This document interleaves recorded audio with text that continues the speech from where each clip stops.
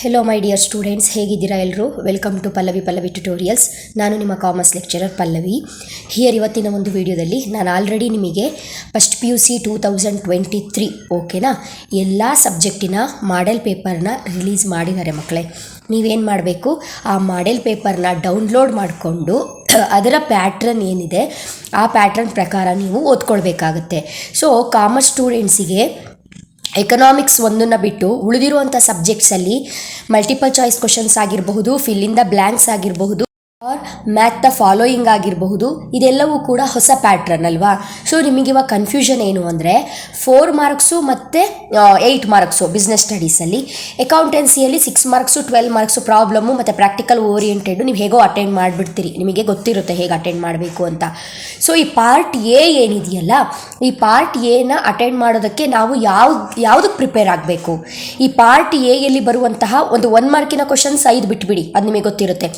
Remaining 5 ಏನಿರುತ್ತೆ ಅದು multiple choice 5, fill in the blanks 5 ಇರುತ್ತೆ, ಮ್ಯಾಥ್ ದ ಫಾಲೋಯಿಂಗಿಗೆ 5 ಮಾರ್ಕ್ಸ್ ಇರುತ್ತೆ. ಈ 15 ಮಾರ್ಕ್ಸ್ನ ಹೇಗೆ ತೊಗೊಳ್ಳೋದು ಅಂತ ಹೇಳ್ಕೊಂಡು ನಿಮಗೆ ಇವಾಗ ಕನ್ಫ್ಯೂಷನು. ಮಕ್ಕಳೇ, ನೀವೇನು ಮಾಡಬೇಕು ಅಂದರೆ ಪ್ರತಿ ಚಾಪ್ಟರಿನ ಎಂಡಿಗೆ, ಅದು ಅಕೌಂಟೆನ್ಸಿ ಒಂದೇ ಅಲ್ಲ, ಅದು ಯಾವುದೇ ಚಾಪ್ಟರ್ ಆಗಿರ್ಬೋದು, ನಿಮಗೆ ಟೆಕ್ಸ್ಟ್ ಬುಕ್ ಏನು ಕೊಟ್ಟಿರ್ತಾರಲ್ಲ ಆ ಟೆಕ್ಸ್ಟ್ ಬುಕ್ಕಿನ ಹಿಂದೆ ಪ್ರತಿ ಚಾಪ್ಟರ್ ಎಂಡಲ್ಲಿ ಇರುತ್ತೆ ಕೆಲವೊಂದು ಫಿಲ್ ಇನ್ ದ ಬ್ಲ್ಯಾಂಕ್ಸ್ ಇರುತ್ತೆ, ಟ್ರೂ ಆರ್ ಫಾಲ್ಸ್ ಇರುತ್ತೆ. ಟ್ರೂ ಆರ್ ಫಾಲ್ಸನ್ನು ಓದ್ಕೊಳ್ಳಿ, ಯಾಕಂತ ಹೇಳಿದ್ರೆ ನಿಮಗೆ ಮಲ್ಟಿಪಲ್ ಚಾಯ್ಸ್ಗೆ ಟ್ರೂ ಆರ್ ಫಾಲ್ಸು ಕೇಳ್ತಾರೆ. ಹಾಗಾಗಿ ಏನಾಗುತ್ತೆ, ನೀವು ಆ ಚಾಪ್ಟರ್ ಎಂಡಲ್ಲಿ ಬರುವಂತಹ ಕ್ವಶನ್ಸ್ಗಳಿಗೆ ಪ್ರಿಪೇರ್ ಆಗಿ. ಇನ್ನೂ ಕೂಡ ನೀವೇನು ಮಾಡಬಹುದು ಅಂತ ಹೇಳಿದರೆ, ನಾನು first PUC accountancy, business studies, economics, history 4 subject 1 ಮಾರ್ಕಿನ ಇಂಪಾರ್ಟೆಂಟ್ ಕ್ವಶನ್ಸ್ನ ಅಪ್ಲೋಡ್ ಮಾಡಿದ್ದೀನಿ. ನೀವು ಅಂದ್ಕೊಳ್ಬಹುದು 5 ಕ್ವಶನ್ಸ್ ಬರೆದು ನಾವು ಯಾಕೆ 60-70 ಕ್ವಶನ್ಸ್ ಓದ್ಕೊಳ್ಬೇಕು 1 ಮಾರ್ಕಿಂದು ಅಂತ. ಬಟ್ ನಾನು ಅಷ್ಟು ಕ್ವಶನ್ಸ್ ಹಾಕಿದ್ದೀನಿ. ನೀವು ಅದು ಓದ್ಕೊಂಡ್ರೆ ಈವನ್ ನಿಮಗೆ multiple choice, match the following, fill in the ಬ್ಲ್ಯಾಂಕ್ಸಿಗೂ ಕೂಡ ಹೆಲ್ಪ್ ಆಗುತ್ತೆ. ಬಿಕಾಸ್ 1 ಮಾರ್ಕ್ ಕ್ವಶನ್ಸ್ ಹೇಗೆ ರೈಸ್ ಆಗುತ್ತೆ ಹೇಳಿ, ಇನ್ ಬಿಟ್ವೀನ್ ಚಾಪ್ಟರ್ ಮಧ್ಯದಲ್ಲಿ ಯಾವುದೋ ಒಂದು ಕಾನ್ಸೆಪ್ಟನ್ನ ತೆಗೆದು ಏನು ಮಾಡಿರ್ತಾರೆ, 1 ಮಾರ್ಕನ್ನು ನಾವು ಪ್ರೊವೈಡ್ ಮಾಡಿರ್ತೀವಲ್ವಾ. ಸೊ ನೀವು ಅದಕ್ಕೆ ಪ್ರಿಪೇರ್ ಆಗೋದು ಬೆಟರ್ ಆ್ಯಂಡ್ ಬೆಟರು. ಒಂದು ತಿಳ್ಕೊಳ್ಳಿ, ಎಲ್ಲದಕ್ಕೂ ಆನ್ಸರ್ ಇರುತ್ತೆ, ಆರಾಮಾಗಿ ಈಸಿಯಾಗಿ ನೀವು ಆನ್ಸರ್ನ ಮಾಡಬಹುದು. ಕಾನ್ಸೆಪ್ಟನ್ನ ಓದ್ಕೊಂಡಿರಬೇಕು. ಆ ಕ್ಷಣಕ್ಕೆ ನಿಮಗೆ ಮರ್ತೋದ್ರೂ ಕೂಡ ಕೊಟ್ಟಿರೋ ಆನ್ಸರಲ್ಲಿ ಅದು ನೋಡಿದ ತಕ್ಷಣ ನಿಮಗೆ ಟಕ್ ಅಂತ ನಿಮಗೇನಾಗುತ್ತೆ, ಅದು ನೆನಪಾಗುತ್ತೆ ಕಾನ್ಸೆಪ್ಟ್ ಓದ್ಕೊಂಡಿದ್ರೆ. ಹಾಗಾಗಿ ಈ ಒಂದು ಮೆಥಡ್ ಕಷ್ಟ ಅಂತ ಯಾರೂ ಕೂಡ ಅಂದ್ಕೊಳ್ಬೇಡಿ, very very very very easy. ಓಕೆನಾ? ನೆಕ್ಸ್ಟು ಕ್ವಶನ್ ಪೇಪರ್ನ ನೋಡ್ತೀರಾ, ನೀವು ನೋಡಿದ ತಕ್ಷಣ ಟೆನ್ಷನ್ ಆಗಿ ಸ್ಟಾರ್ಟ್ ಆಗುತ್ತೆ. 4 ಆನ್ಸರ್ ಇದೆ, 2 ಬಗ್ಗೆ ಡೌಟ್ ಇದೆ, ಅದೋ ಇದು ಡೌಟ್ ಸ್ಟಾರ್ಟ್ ಆಗಿದೆ. ಅಂಥ ಟೈಮಲ್ಲಿ ಏನು ಮಾಡಿ, ನಿಮಗೆ ಗೊತ್ತಿದೆ ಸ್ಟಾರ್ಟಿಂಗ್ ಒಂದು 2 ಪೇಜು ಪಾರ್ಟ್ ಎನ ನಿಮಗೆ ಏನು ಬರೀಲಿಕ್ಕೆ ಬೇಕಾಗುತ್ತೆ. ಎಷ್ಟು ಬೇಕು ಪಾರ್ಟ್ ಎ ಬರ್ಕೊಳ್ಳಿ, ಮೇನ್ 1 ಬರ್ಕೊಳ್ಳಿ, 1 2 3 ಒಂದೊಂದು ಲೈನ್ ಬಿಟ್ಟು ನೀಟಾಗಿ ಬರ್ಕೊಳ್ಳಿ. ಎಷ್ಟು ಜಾಗ ಬೇಕೋ ನೋಡ್ಕೊಳ್ಳಿ. ನಾನು ಅದು ಕೂಡ ಯಾವ ಪ್ಯಾಟ್ರನಲ್ಲಿ ಬರೀಬೇಕು ಅನ್ನೋದನ್ನು ಕೂಡ ನಾನು ನಿಮಗೆ ಹೇಳಿದ್ದೀನಿ. ಓಕೆನಾ? ಬರ್ಕೊಳ್ಳಿ. ಆ ಗ್ಯಾಪನ್ನು ಬಿಟ್ಬಿಡಿ. ನೀವು 4 ಮಾರ್ಕ್ಸು ನಿಮಗೆ accountancy 6 marks 12 marks problem attend ಮಾಡಿ, ನೀಟಾಗಿ ಪ್ರಾಬ್ಲಮ್ ಅಟೆಂಡ್ ಮಾಡಿ, ಪ್ರಾಕ್ಟಿಕಲ್ ಓರಿಯೆಂಟೆಡ್ ಬರೀರಿ. ಕೊನೆಗೆ ನಿಮಗೆ ಒಂದು ಅರ್ಧ ಗಂಟೆ ಉಳಿದಿರುತ್ತೆ. ಓಕೆನಾ? ನೀವು ಪ್ರಾಬ್ಲಮ್ನ ಕರೆಕ್ಟಾಗಿ ಅಟೆಂಡ್ ಮಾಡಿದ್ರೆ ನಿಮಗೆ ಉಳಿಯೋದು ಅರ್ಧ ಗಂಟೆ ಅಷ್ಟೇ. ಓಕೆ, ಆ ಅರ್ಧ ಗಂಟೆಯಲ್ಲಿ ಯಾವುದು ಆನ್ಸರ್ ಇರ್ಬೋದು, fill in the blanks 5 answer ಕೊಟ್ಟಿದ್ದಾರೆ, ಅದು ಯಾವುದು ಇರ್ಬೋದು, ಮ್ಯಾಥ್ ದ ಫಾಲೋಯಿಂಗ್ ಸ್ವಲ್ಪ ತಲೆ ಖರ್ಚು ಮಾಡಿ ಬರೀರಿ, 100% ಗೊತ್ತಾಗುತ್ತೆ. ಓಕೆನಾ? ಈಸಿ ಅಂದರೆ ಈಸಿ ಮೆಥಡು. ಸೊ ಇವತ್ತು ಏನು ಮಾಡೋಣ, ವಿಡಿಯೋ ತುಂಬ ಲೆಂತಿ ಆಗುತ್ತೆ, ಅದಕ್ಕೆ ನಾನು part A part B theoretical part ಏನಿದೆ ಅದನ್ನು ಇವತ್ತು ಹೇಳ್ಬಿಡ್ತೀನಿ. ಪಾರ್ಟ್ ಸಿ 6 ಮಾರ್ಕ್ಸಿನ ಕ್ವಶನ್ಸ್ ಎಲ್ಲವೂ ಕೂಡ ಸಪ್ರೇಟಾಗಿ ನಿಮಗೇನು ಮಾಡಿದ್ದೀನಿ, ಅಪ್ಲೋಡ್ ಮಾಡಿದ್ದೀನಿ. Debtors account, creditors account, profit and loss account, balance sheet, trial balance, petty cash book, next classification of accounts ಎಲ್ಲವೂ ಕೂಡ ಅಪ್ಲೋಡ್ ಮಾಡಿದ್ದೀನಿ. ಸಿಂಗಲ್ ವೀಡಿಯೋ ಇರೋದ್ರಿಂದ ಅದು ಏನಾಗಿದೆ, ಸ್ವಲ್ಪ 8 ನಿಮಿಷ 10 ನಿಮಿಷ ಇದೆ. ವಾಚ್ ಮಾಡಿದ್ರೆ ಆ ಕಾನ್ಸೆಪ್ಟಲ್ಲಿ ಪಕ್ಕ ನಿಮಗೆ ಮಾರ್ಕ್ಸ್ ಬರುತ್ತೆ. ನೀವೇನು ಮಾಡ್ತಿದ್ದೀರಾ, ವಾಚ್ ಮಾಡಿದ್ದೀರೋ ಇಲ್ವೋ ಗೊತ್ತಿಲ್ಲ, ಕಂಟಿನ್ಯೂಸ್ ಆಗಿ ಫಾಲೋ ಮಾಡೋರಂತೂ ನೀವು ವಾಚ್ ಮಾಡಿರ್ತೀರಾ. ಆದರೂ ಕೂಡ ಖಂಡಿತವಾಗ್ಲೂ ವಾಚ್ ಮಾಡಿ. ಈ ಹಿಂದೆ ನಿಮಗೆ ಕ್ವಶನ್ ಪೇಪರ್ನ ಮಾತ್ರ ನಾನು ಅಪ್ಲೋಡ್ ಮಾಡಿದ್ದೆ. ಇವತ್ತು ನನಗೆ ಆರಾಮಿಲ್ಲ ಹೇಳ್ಕೊಂಡು ನಾನು ವಾಯ್ಸ್ ಕೊಟ್ಟಿರಲಿಲ್ಲ, ಕ್ವಶನ್ ಪೇಪರ್ ಮಾತ್ರ ಅಪ್ಲೋಡ್ ಮಾಡಿದ್ದೀನಿ. ಅದರ ಡಿಸ್ಕ್ರಿಪ್ಷನಲ್ಲಿ ನಿಮಗೆ PUC ಅಕೌಂಟೆನ್ಸಿಗೆ ಸಂಬಂಧಪಟ್ಟಿರೋ ಎಲ್ಲ ಪ್ರಾಬ್ಲಮಿನ ಲಿಂಕನ್ನ ಹಾಕಿದ್ದೀನಿ. ಆ ಲಿಂಕ್ ಓಪನ್ ಮಾಡಿ ವಾಚ್ ಮಾಡಿ, ಹೆಲ್ಪ್ಫುಲ್ಲಾಗಿರುತ್ತೆ. ಟೈಮ್ ವೇಸ್ಟ್ ಮಾಡಬೇಡ, ಟಕ ಅಂತ ಆನ್ಸರ್ ಯಾವುದು ಅಂತ ಹೇಳ್ತಾ ಹೋಗ್ತೀನಿ. ಓಕೆನಾ? ಆ್ಯಂಡ್ ಇಲ್ಲೇನು ಬಂದಿದೆಯಲ್ಲ ಮಕ್ಕಳೇ ಕ್ವಶನ್ಸು, ನಾ ಈ ಹಿಂದೆ 2023 ಆ್ಯನ್ಯುವಲ್ ಎಕ್ಸಾಮಿಗೆ 1 ಮಾರ್ಕಿನ ಕ್ವಶನ್ಸನ್ನ ಓದ್ಕೊಳ್ಳಿ ಮಕ್ಕಳೇ ಅಂತ ಒಂದಿಷ್ಟು ಥಿಯರಿ ಕ್ವಶನ್ಸನ್ನು ಕೊಟ್ಟಿದ್ದೆ. ಎಷ್ಟು ಚೆನ್ನಾಗಿ ಕೂತಿದೆಯಲ್ಲೋ, ಬಟ್ ಅದರಲ್ಲಿರೋ ಎಲ್ಲ ಕ್ವಶನ್ಸು ಇಲ್ಲಿ ಬಂದಿದೆ, ಅಬ್ಸರ್ವ್ ಮಾಡಿರ್ಬೋದು ನೀವು. ಹಾಗಾಗಿ ಖುಷಿ ಆಗುತ್ತೆ, ನಾವು ಕೊಟ್ಟಿರೋ ಕ್ವಶನ್ಸ್ ಎಲ್ಲವೂ ಕೂಡ ಇಲ್ಲಿ ಬಂದಿದೆ ಅಂದಾಗ ಖುಷಿ ಆಗುತ್ತೆ. ಅಷ್ಟು ಕ್ವಶನ್ಸ್ ಬಂದಿದೆ, ಹಾಗಾಗಿ ನೀವು ನೋ ಡೌಟ್ ಆರಾಮಾಗಿ ರೆಡಿ ಆಗ್ಬೋದು ನಾವು ಕೊಡೋ ಕ್ವಶನ್ಸಿಗೆ. ಓಕೆನಾ? ಓಕೆ, ಇದ್ರ ಜೊತೆಗೆ ಯಾರ್ಯಾರು ನಮ್ಮ channel Pallavi tutorials commerce tuition centre ಏನಿದೆ ಇದಕ್ಕೆ ಯಾರ್ಯಾರು ಸಬ್ಸ್ಕ್ರೈಬ್ ಆಗಿಲ್ಲ ಇವಾಗಲೇ ಸಬ್ಸ್ಕ್ರೈಬ್ ಆಗಿ ಆಲ್ ಬಟನ್ನ ಕ್ಲಿಕ್ ಮಾಡ್ಕೊಳ್ಳಿ. ನೆಕ್ಸ್ಟು ಅಪ್ಲೋಡ್ ಮಾಡುವಂತಹ ವೀಡಿಯೋದ ನೋಟಿಫಿಕೇಶನು ನಿಮಗೆ ಬಂದು ತಲುಪತ್ತೆ ಮಕ್ಕಳು. ಓಕೆ, ಫಸ್ಟು ಪಾರ್ಟ್ ಎಲ್ಲಿ first main choose the correct answer from the choices given. 4 option ಕೊಟ್ಟಿರ್ತಾರೆ, ಅದರಲ್ಲಿ ಯಾವ ಆನ್ಸರ್ ಅನ್ನೋದನ್ನು ಬರೀಬೇಕು. Accounting equation is based on, accounting equation ಯಾವ ಕಾನ್ಸೆಪ್ಟಿನ ಮೇಲೆ ಯಾವ ಕಾನ್ಸೆಪ್ಟ್ ಬೇಸ್ಡ್ ಆಗಿದೆ ಅಂತ ಹೇಳ್ಕೊಂಡು 4 option. Cost concept, separate entity concept, dual aspect concept, accrual concept. ನೀವೇನು ಮಾಡಬೇಕು, ಆನ್ಸರು ಡ್ಯೂಯಲ್ ಆಸ್ಪೆಕ್ಟ್ ಕಾನ್ಸೆಪ್ಟ್ ಅಂತ ಬರೀಬೇಕು. ಬರೆಯುವಾಗ ಪಾರ್ಟ್ ಎ ಫಸ್ಟ್ ಮೇನ್, ಅದರಲ್ಲಿ ಒಂದೇದು answer C dual aspect concept. C ಅಂತ ಬರೆದಿಟ್ಟು ಬರಬೇಡಿ, ಡ್ಯೂಯಲ್ ಆಸ್ಪೆಕ್ಟ್ ಕಾನ್ಸೆಪ್ಟ್ ಅಂತ C is equal to dual aspect concept ಅಂತಲೇ ಬರೀಬೇಕು. Next the objective of preparing trial balances. Trial ಬ್ಯಾಲೆನ್ಸಿನ ಪ್ರಿಪೇರ್ ಮಾಡ್ತಿರಲ್ಲ ಅದರ ಮುಖ್ಯ ಗೋಲ್ ಏನು, ಅದರ ಉದ್ದೇಶ ಏನು. ತಕ್ಷಣ ಮಕ್ಕಳು ತಲೆ ಕೆಡಿಸ್ಕೊಳ್ಳೋದೇನು ಅಂತ ಹೇಳಿದ್ರೆ ಬ್ಯಾಲೆನ್ಸ್ ಶೀಟ್ ಅಂತ ಬಂದ್ಬಿಡುತ್ತೆ.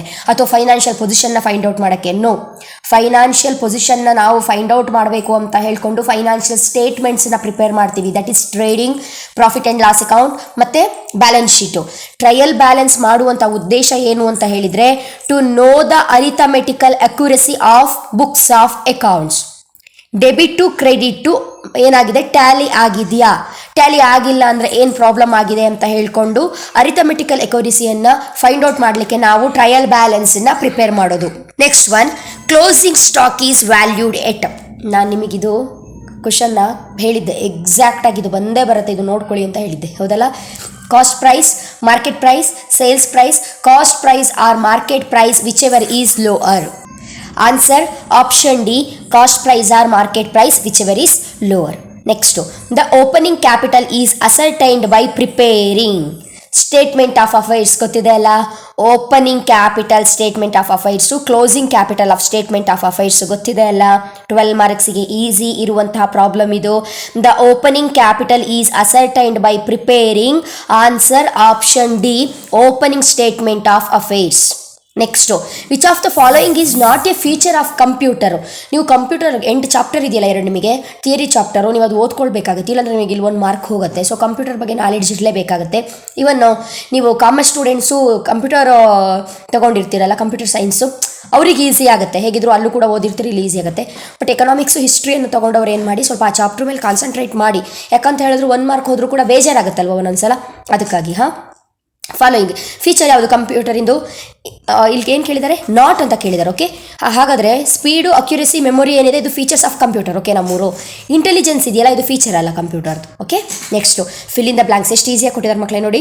Fill in the blanks by choosing the appropriate words from those given in the bracket. ಕೊಟ್ಟಿರುವಂತಹ ಆನ್ಸರ್ಸಲ್ಲಿ ಯಾವುದಕ್ಕೆ ಕರೆಕ್ಟಾಗಿ ಫಿಲ್ ಆಗುತ್ತೆ ಅನ್ನೋದನ್ನು ಕರೆಕ್ಟಾಗಿ ಬರೀರಿ ಅಂತ ಹೇಳಿದ್ದಾರೆ. First one, 6th one, dash is the language of business. Dash is the language of business ಗೊತ್ತಿದೆ ನಮಗೆ, ಫಸ್ಟ್ ಚಾಪ್ಟ್ರಲ್ಲೇ ಓದಿರ್ತೀವಿ. Accounting is the language of business. Accounts ಇಲ್ಲದೆ ಬಿಸ್ನೆಸ್ ಇಲ್ಲ, ಬಿಸ್ನೆಸ್ ಇಲ್ಲ ಅಂದರೆ ಅಕೌಂಟ್ಸ್ ಇಲ್ಲ. So that accounting is the language of business. ಒಂದು ಆನ್ಸರು ಮುಗೀತು. Next one, the process of transferring journal entry to individual ledger account is called, no doubt, posting. ಹೌದಲ್ಲ, ನೋಡಿದ್ರು ಗೊತ್ತಾಗುತ್ತೆ. ಬೈ ಚಾನ್ಸ್ ಇದಕ್ಕೆ ಆನ್ಸರ್ ಗೊತ್ತಿಲ್ಲ ಅಂದರು ಆ ಫಿಲ್ ಇನ್ ದ ಬ್ಲಾಂಕ್ಸಲ್ಲಿ ಇರೋದು ನೋಡಿ, ಪೋಸ್ಟಿಂಗ್ ಅಂತ ಗೊತ್ತಾಗ್ಬಿಡುತ್ತೆ. Next, credit note is the basis for recording dash book sales return book. ನಾನು ನಿಮಗೆ sales book, sales return book explain ಮಾಡಿದ್ದೀನಿ, ಅಲ್ಲಿ ಹೇಳಿದ್ದೀನಿ credit note. Okay, next one, there are dash parties to a bill of exchange. ಇಲ್ಲಿ ನೋಡಿ, ಇಲ್ಲಿ parties ಅಂತ ಕೊಟ್ಟಿದ್ದಾರೆ. ಎಷ್ಟು ಪಾರ್ಟೀಸ್ ಬೇಕು ನಮಗೆ ಬಿಲ್ ಆಫ್ ಎಕ್ಸ್ಚೇಂಜಿಗೆ? 3 ಪಾರ್ಟೀಸ್ ಬೇಕು. Okay, next, accounting software can be categorised in to ready to use. Okay, tailor made and dash software, customised software. ಓಕೆನಾ. Next one, match the following. ಇದು ಈಸಿ, ಬಟ್ ತಲೆ ಓಡಿಸ್ಬೇಕು, ಸುಮ್ಮನೆ ಯಾವುದೋ ಬರುತ್ತೆ ಅಂತ ಬರೀಬಾರ್ದು ನೀವು. ಓಕೆ, ಇದೇ ಕೊಡ್ತಾರೆ ಅಂತಲ್ಲ, ಈ ಪ್ಯಾಟ್ರನ್, ಈ ಒಂದು ಸ್ಟೆಪ್ ಇರುತ್ತೆ, ನೀವು ಕರೆಕ್ಟಾಗಿ ಬರೀಬೇಕು. ಹಾಗಂತ ಇದು ಬರಲ್ಲ ಅಂತಲ್ಲ, ಇದು ಇಂಪಾರ್ಟೆಂಟೇ. ಇದ್ರ ಜೊತೆಗೆ ಏನೇನು ಬರಬಹುದು ಅನ್ನೋದನ್ನು ಕೂಡ ನೋಡ್ಕೊಂಡಿರಬೇಕು. ನಿಮಗೆ ಇದು ಯಾಕೆ ಕೊಟ್ಟಿದ್ದಾರೆ ಅಂತ ಹೇಳಿದ್ರೆ, ಮ್ಯಾಥ್ ದ ಫಾಲೋಯಿಂಗಲ್ಲಿ ಯಾವ ರೀತಿ ಕವರ್ ಮಾಡ್ತಾರೆ, ಯಾವ ಪಾಯಿಂಟನ್ನು ಕವರ್ ಮಾಡಿ ಮ್ಯಾಥ್ ದ ಫಾಲೋಯಿಂಗ್ ಕೇಳ್ತಾರೆ ಅನ್ನೋದಕ್ಕೆ ಒಂದು ನಿಮಗಿದೇನು ಸ್ಟೆಪ್ ತಗೊಳ್ಳಿ ಅಂತ ಹೇಳ್ಕೊಂಡು ಓದ್ಕೊಳ್ಳೋದಕ್ಕೆ ಮಾಡೆಲ್ ಇದು. ಏನೇನು ಕೊಟ್ಟಿದ್ದಾರೆ? Journal, 2 column cash book, bill of exchange, accounts from incomplete records, output device. Okay. Journal ಅಂತ ಹೇಳಿದ್ರೆ ಏನು? ನೆರೇಷನ್. ನಾವು ಜರ್ನಲೈಸ್ ಮಾಡುವಾಗ, ಜರ್ನಲ್ ಎಂಟ್ರಿ ಮಾಡುವಾಗ ಎಂಟ್ರಿಯನ್ನು ಹಾಕಿದ ತಕ್ಷಣ ಪದೇ ಪದೇ ಹೇಳ್ತಾ ಇರ್ತೀವಿ, ಬೀಯಿಂಗ್ ಬರೀರಿ, ನೆರೇಷನ್ ಬರೀರಿ, ನೆರೇಷನ್ ಬರೀಲಿಲ್ಲ ಅಂದರೆ 1 ಮಾರ್ಕ್ ಹೋಗುತ್ತೆ ಅಂತ ಹೇಳ್ಕೊಂಡು ಹೇಳ್ತಾನೆ ಇರ್ತೀವಿ. That is journal is equal to narration. ಅದು ನೆಕ್ಸ್ಟು 2 ಕಾಲಮ್ ಕ್ಯಾಶ್ ಬುಕ್ ಅಂತ ತಕ್ಷಣ ನೆನಪಾಗೋದೇನು? ಕ್ಯಾಶು ಮತ್ತು ಬ್ಯಾಂಕ್ ಕಾಲಮ್ ನೆನಪಾಗುತ್ತೆ ನಿಮಗೆ. Cash column, bank column. Simple cash book ಅಂದರೆ ಓನ್ಲಿ ಕ್ಯಾಶ್ ಕಾಲಮು. ಪೆಟಿ ಎಕ್ಸ್ಪೆನ್ಸಸ್ಸನ್ನು ಎಂಟ್ರಿ ಮಾಡ್ತೀವಿ ಅಂತ ಹೇಳಿದರೆ ಇಲ್ಲಿ ಕೊಡ್ಬೋದು ಪೆಟಿ ಎಕ್ಸ್ಪೆನ್ಸಸ್, ಈ ಕಡೆ ಒಂದು ಪೆಟಿ ಕ್ಯಾಶ್ ಬುಕ್ ಅಂತ ಕೊಡ್ಬೋದು. ಸೊ ಪೆಟಿ ಎಕ್ಸ್ಪೆನ್ಸಸ್ಸನ್ನು ಎಂಟ್ರಿ ಮಾಡ್ತೀವಿ ಅಂದರೆ ಪೆಟಿ ಕ್ಯಾಶ್ ಬುಕ್. ಈ ರೀತಿ ಯಾವ್ಯಾವ ಬುಕ್ಗಳಿಗೆ ಏನೇನು ರಿಲೇಟ್ ಇದೆ ಅನ್ನೋ ಗೊತ್ತಾಗಬೇಕು.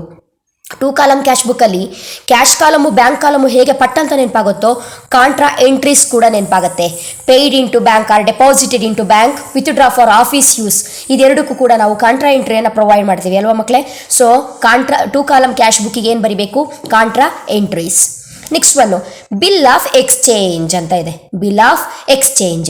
ಯಾಕೆ ನಾವು ಬಿಲ್ಲನ್ನು ಎಕ್ಸ್ಚೇಂಜ್ ಮಾಡ್ತೀವಿ? What is bill of exchange? ನಿಮಗೆ ಬಿಲ್ ಆಫ್ ಎಕ್ಸ್ಚೇಂಜ್ ಎಷ್ಟು ಇಂಪಾರ್ಟೆಂಟ್ ಕಾನ್ಸೆಪ್ಟ್ ಅಂತ ಹೇಳಿದ್ರೆ 2 ಮಾರ್ಕ್ಸಿಗೂ ಕೂಡ what is bill of exchange ಅಂತ ಕೇಳ್ಬೋದು. What you mean by bill of exchange ಅಂತ ಕೇಳ್ಬೋದು, ಅಥವಾ 1 ಮಾರ್ಕಿಗೂ ಕೂಡ ಕೇಳ್ಬೋದು. ಹಾಗಾಗಿ ಆ ಕಾನ್ಸೆಪ್ಟ್, ಥಿಯರಿ ಕಾನ್ಸೆಪ್ಟ್ ಓದ್ಕೊಂಡಿರ್ಬೇಕು ನೀವು. ಓಕೆ.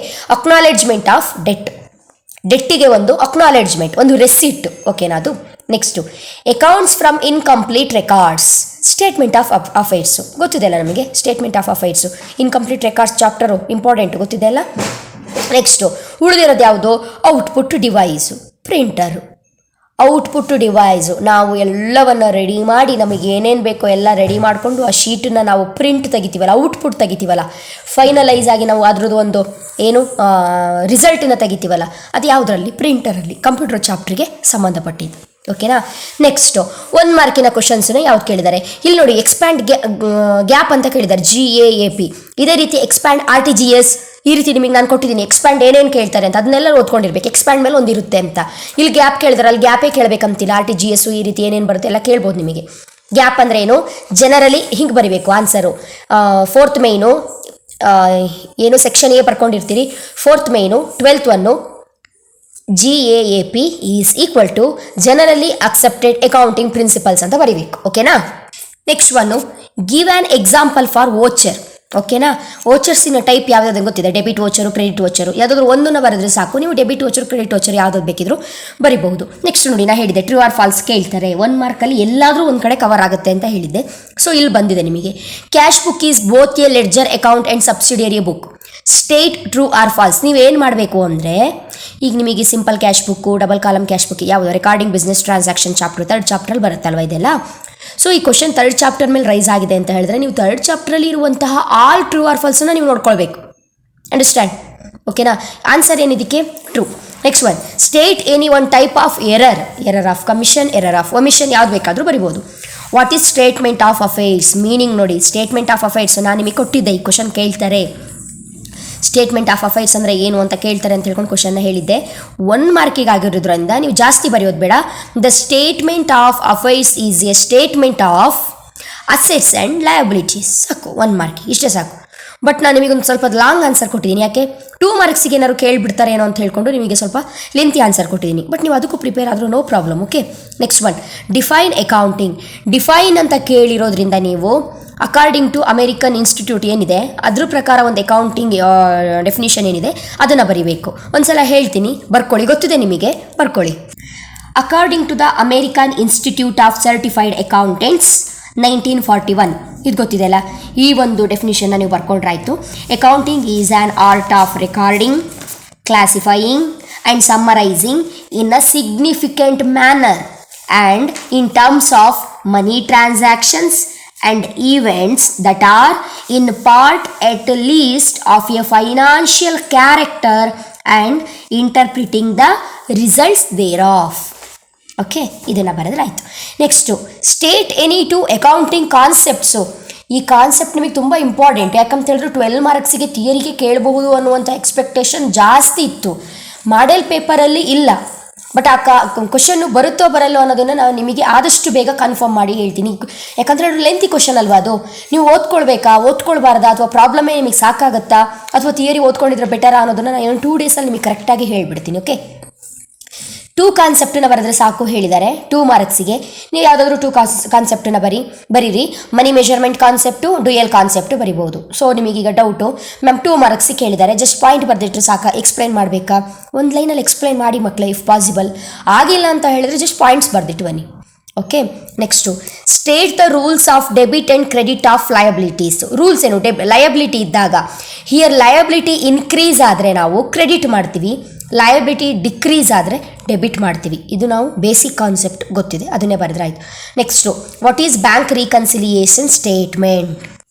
ಬ್ಯಾಂಕ್ ರೀಕನ್ಸಿಲಿಯೇಷನ್ ಸ್ಟೇಟ್ಮೆಂಟ್ ಅಂದ ತಕ್ಷಣ ನಿಮಗೆ ಗೊತ್ತಾಗುತ್ತೆ ಪಾಸ್ಬುಕ್ಕು, ಹೌದಲ್ವಾ? ಇವಾಗ ನೀವೇನು ಮಾಡಿ, ಬ್ಯಾಂಕ್ ರೀಕನ್ಸಿಲಿಯೇಷನ್ ಸ್ಟೇಟ್ಮೆಂಟಿಗೆ 2 ಮಾರ್ಕ್ಸಿಗೆ ಒಂದು ಥಿಯರಿ ಆನ್ಸರ್ನ ನೋಡ್ಕೊಂಡಿರಬೇಕಾಗುತ್ತೆ. ಸಿಂಪಲ್ ಮೀನಿಂಗ್ ನೋಡಿಕೊಂಡ್ರು ಸಾಕು. BRS is A statement. BRS nothing but bank reconciliation statement. BRS is A statement prepared for determining causes of difference and reconciling bank balance as per the cash book with the balance as per the passbook or vice versa. Cash book passbook ಎರಡೂ ಕೂಡ ಕರೆಕ್ಟಾಗಿ entries ಆಗಿದೆಯಾ ಅಂತ ತಿಳ್ಕೊಂಡು check ಮಾಡೋದು. ನಾನು ನಿಮಗೊಂದು BRS ಕಾನ್ಸೆಪ್ಟನ್ನು nearly 30 minutes ಇದೆ ಆ ಕಾನ್ಸೆಪ್ಟ್, ಓಕೆನಾ? ಡೀಟೇಲಾಗಿ ಹೇಳಿದ್ದೀನಿ. ನೀವು ಆ ಒಂದು ವಿಡಿಯೋನ ವಾಚ್ ಮಾಡೋದು ಬೆಟರ್ ಅಂತ ಅನಿಸುತ್ತೆ. ಬಿಕಾಸ್ 12 ಮಾರ್ಕ್ಸಿಗೆ ಆ ಪ್ರಾಬ್ಲಮ್ ಬರೋದ್ರಿಂದ ಯಾವುದು ಆ್ಯಡ್ ಆಗುತ್ತೆ, ಯಾವುದು ಲೆಸ್ ಆಗುತ್ತೆ. ಯಾಕಂತ ಹೇಳಿದ್ರೆ ಏನು, ಆ್ಯಸ್ ಪರ್ ಕ್ಯಾಶ್ ಬುಕ್ ಕೇಳ್ಬೋದು, ಆ್ಯಸ್ ಪರ್ ಪಾಸ್ಬುಕ್ ಕೇಳ್ಬೋದು, as per bank over draft ಕೇಳ್ಬೋದು. ಹಾಗಾಗಿ ಅದು ಯಾವುದು ಬರುತ್ತೆ ಅನ್ನೋದನ್ನು ಡೀಟೇಲಾಗಿ ಹೇಳಿದ್ದೀನಿ. ಒಂದು 30 ನಿಮಿಷ ಟೈಮ್ ಕೊಟ್ಟು ಆ ವಿಡಿಯೋನ ವಾಚ್ ಮಾಡಿ ಮಕ್ಕಳೇ, okay? Next when a suspense account is opened ಅಂತ ಇದೆ. when the trial balance does not tally, ಆವಾಗ ನಾವೇನು ಮಾಡ್ತೀವಿ, ಸಸ್ಪೆನ್ಸ್ ಅಕೌಂಟನ್ನು ಓಪನ್ ಮಾಡ್ತೀವಿ. Next state any 2 causes of depreciation. Causes depreciation, ಬಿಸ್ನೆಸ್ಸಲ್ಲಿ ಅಸೆಟ್ಸ್ ಇರುತ್ತಲ್ಲ, ಅಸೆಟ್ಸು ಡಿಪ್ರಿಷಿಯೇಟ್ ಆಗಲಿಕ್ಕೆ, ವೇಸ್ಟ್ ಆಗಲಿಕ್ಕೆ, ಓಕೆನಾ? ಏನು ರೀಸನ್ ಏನು, ಕಾಸಸ್ ಏನು, ಕಾರಣಗಳೇನು ಕೇಳಿದ್ದಾರೆ. ಒಂದು ಕಾನ್ಸ್ಟ್ಯಾಂಟ್ ಯೂಸ್ ಆಗಿರ್ಬೋದು, ಎಕ್ಸ್ಪೈರಿ ಆಫ್ ಟೈಮ್ ಆಗಿರ್ಬೋದು, ಆಕ್ಸಿಡೆಂಟ್ ಆಗಿರ್ಬೋದು, ಬೇಕಾದಷ್ಟು ಇದೆ. ಆ ಪಾಯಿಂಟ್ಸು ಥಿಯರಿಟಿಕಲ್ ಕಾನ್ಸೆಪ್ಟಲ್ಲಿ ಬರುತ್ತೆ, ಡಿಪ್ರಿಸಿಯೇಷನ್ ಚಾಪ್ಟ್ರಲ್ಲಿ ನೋಡ್ಕೊಳ್ಬಹುದು. Next what is capital expenditure mention two limitations of computer system. ಎರಡು ಕೂಡ ಥಿಯರಿ ಕ್ವಶನ್ಸ್ ಕೊಟ್ಟಿದ್ದೀನಿ ಮಕ್ಕಳೇ, ಆನ್ಸರ್ನ ನೋಡ್ಕೊಳ್ಳಿ, ಓಕೆನಾ? ಸಿಕ್ಕಾಪಟ್ಟೆ ಟೈಮ್ ಆಗೋದು, 16 ನಿಮಿಷ ಆಗೋಗಿದೆ. Next part C, very very very very easy. ಯಾವ ರೀತಿ ಆನ್ಸರ್ ಮಾಡೋದು ಇದೇ ಕೊಡ್ತಾರೆ, ಕ್ಲಾಸಿಫಿಕೇಷನ್ ಇಲ್ಲಿ ಕೊಟ್ಟಿದ್ದಾರೆ ಅಂದ್ರ ಮೇಲೆ ಈ ಕ್ಲಾಸಿಫಿಕೇಷನ್ ಒಂದು ಇರುತ್ತೆ ನಿಮಗೆ ಮಾಡೆಲ್ ಪೇಪರ್ಲಿ ಅಂತ ಅರ್ಥ. ಬೈ ಚಾನ್ಸ್ ಇದು ಕೊಡಲಿಲ್ಲ ಅಂದರೂ ಇದೇ ಥರದ್ದು ಇನ್ನೊಂದು ಅಕೌಂಟಿಂಗ್ ಇಕ್ವೇಷನ್ ಮೇಲೆ ಏನು ಕೇಳ್ತಾರೆ ಅನ್ನೋದನ್ನು ನೆಕ್ಸ್ಟ್ ಕ್ಲಾಸಲ್ಲಿ ಹೇಳ್ತೀನಿ. ಬೇಜಾರು ಮಾಡ್ಕೋಬೇಡಿ, ಕಂಟಿನ್ಯೂ ಮಾಡಬೇಕು ಅಂತ ಫೀಲ್ ಆಗುತ್ತೆ. ಬಟ್ ಪಾರ್ಟ್ 2ಗೆ ವೆಯ್ಟ್ ಮಾಡ್ತಾ ಇರ್ತೀರಾ. ಚಾನಲ್ನ ಸಬ್ಸ್ಕ್ರೈಬ್ ಮಾಡ್ಕೊಂಡು ಆಲ್ ಬಟನ್ನ ಕ್ಲಿಕ್ ಮಾಡ್ಕೊಳ್ಳೋದು ಮರಿಬೇಡಿ. ಆಲ್ ಬಟನ್ನ ಕ್ಲಿಕ್ ಮಾಡ್ಕೊಂಡಿಲ್ಲ ಅಂತ ಹೇಳಿದ್ರೆ ನಾನು ವೀಡಿಯೋ ಅಪ್ಲೋಡ್ ಮಾಡಿದ ತಕ್ಷಣ ನಿಮಗೆ ನೋಟಿಫಿಕೇಶನ್ ಬರಲ್ಲ ಮಕ್ಕಳೇ. ನೆಕ್ಸ್ಟ್ ವೀಡಿಯೋಲಿ ಮತ್ತೆ ಸಿಗ್ತೀನಿ. Thank you.